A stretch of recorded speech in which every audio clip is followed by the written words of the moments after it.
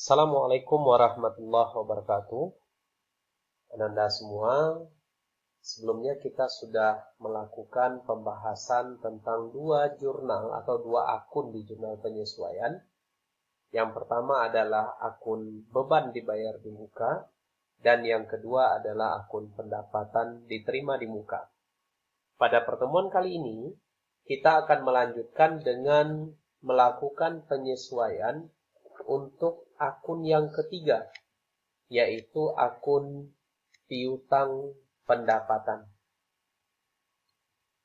Nah, akun piutang pendapatan. Piutang pendapatan adalah piutang yang muncul karena adanya pendapatan yang belum dibayar oleh langganan dan sampai akhir periode belum dicatat. Misalnya adalah piutang usaha, piutang bunga, dan lain sebagainya. Sebagai contoh, sampai tanggal 31 Desember 2019, pekerjaan yang telah selesai namun belum difakturkan adalah senilai 4 juta rupiah. Belum difakturkan artinya pendapatan itu belum dicatat untuk diminta kepada langganan. Maka kalau kita analisis, pada kasus tersebut, perusahaan sudah selesai bekerja, namun belum dibayar oleh langganan senilai 4 juta rupiah. Maka transaksi ini akan menambah piutang usaha di sisi debit karena piutang adalah harta senilai 4 juta rupiah dan menambah pendapatan sebesar angka yang sama, yaitu 4 juta rupiah di sisi kredit. Sehingga jurnal penyesuaiannya adalah piutang usaha debit 4 juta rupiah, kemudian pendapatan jasa kredit senilai 4 juta rupiah. Nah, ini untuk menyesuaikan akun piutang pendapatan. Kemudian, akun yang kita sesuaikan selanjutnya adalah hutang beban. Hutang beban merupakan beban-beban yang sebenarnya sudah jatuh tempo, tapi karena berbagai permasalahan atau berbagai alasan, belum kita bayarkan, sehingga dia menimbulkan hutang. Untuk hutang beban, kita bisa lihat misalkan contoh kasus pada tanggal 31 Desember 2019, gaji yang belum dibayar adalah senilai 500.000 rupiah. Maka jika ini kita coba analisa, maka analisa kita adalah dengan adanya gaji yang sudah jatuh tempo, berarti beban gaji kita itu akan bertambah di debit. Dan di sisi kredit, hutang gaji juga akan bertambah sebesar angka yang sama. Kenapa di sisi kreditnya hutang gaji? Karena memang gaji itu belum dibayar, walaupun sudah jatuh tempo. Nah, mungkin ini terkait dengan periode waktu. Misalkan tanggal 31 Desember itu jatuh pada hari Kamis, sementara aturan dalam perusahaan gaji dibayarkan hari Sabtu. Sehingga 500.000 ini belum dibayarkan sekarang karena menunggu hari Sabtu ketika pembayaran gaji karyawan. Maka jurnal penyesuaiannya adalah beban gajinya kita debitkan 500.000, kemudian hutang gajinya kita kreditkan senilai 500.000.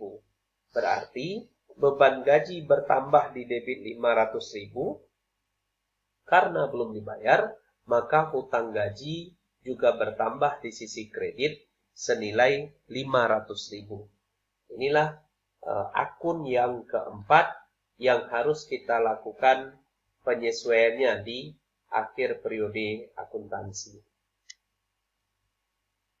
Kemudian akun yang kelima adalah penyusutan aktiva tetap.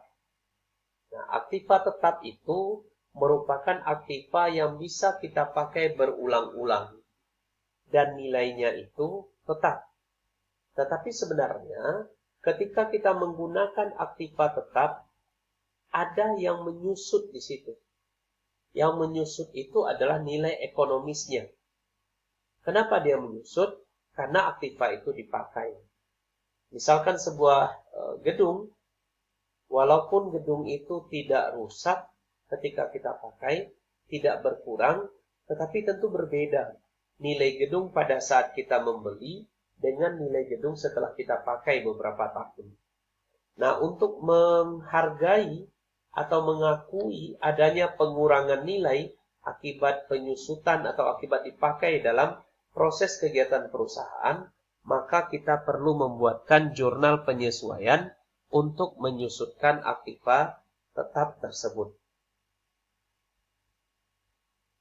Pengurangan nilai ekonomis tersebut akan melahirkan jurnal penyesuaian, yaitu adanya beban penyusutan. Nah, beban ini bertambah di debit, kemudian akun lawan atau akun kreditnya adalah akumulasi penyusutan.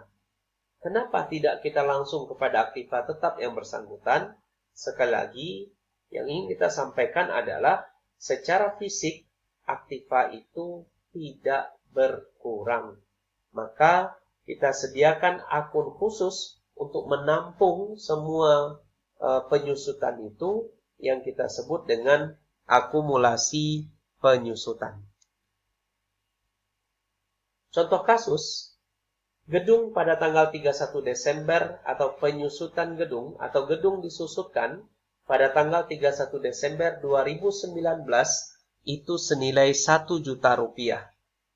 Maka jika ini kita buatkan jurnalnya, berarti jurnalnya adalah beban penyusutan gedung, kita debitkan 1 juta rupiah, kemudian akumulasi penyusutan gedung kita kreditkan senilai 1 juta rupiah. Untuk berikutnya, kita mencoba nanti akan memperdalam metode-metode penyusutan aktiva tetap ini. Di antara metodenya adalah metode garis lurus, di mana penyusutan aktiva tetap itu akan sama setiap tahunnya atau setiap periode akuntansinya. Yang kedua ada yang disebut dengan metode saldo menurun. Kemudian yang ketiga ada yang disebut dengan metode jumlah angka tahun. Kemudian yang keempat ada nanti metode unit produksi. Dan yang kelima nanti ada metode jam kerja mesin. Cuman untuk pertemuan sekarang kita cukupkan itu, bahwa salah satu akun yang perlu kita sesuaikan itu adalah aktiva tetap yang harus kita susutkan pada akhir periode akuntansi. Anda semuanya, semua aktiva tetap itu kita susutkan, kecuali tanah. Kenapa? Karena tanah itu umur ekonomisnya tidak terbatas. Artinya selagi bumi itu ada dan tidak terjadi bencana yang besar, maka insya Allah tanah itu akan tetap ada. Sehingga tidak berkurang nilai ekonomisnya dan tidak kita susutkan. Demikian pembahasan kita pada pertemuan kali ini. Terima kasih atas perhatiannya. Mohon maaf atas segala kekurangan. Assalamualaikum warahmatullahi wabarakatuh.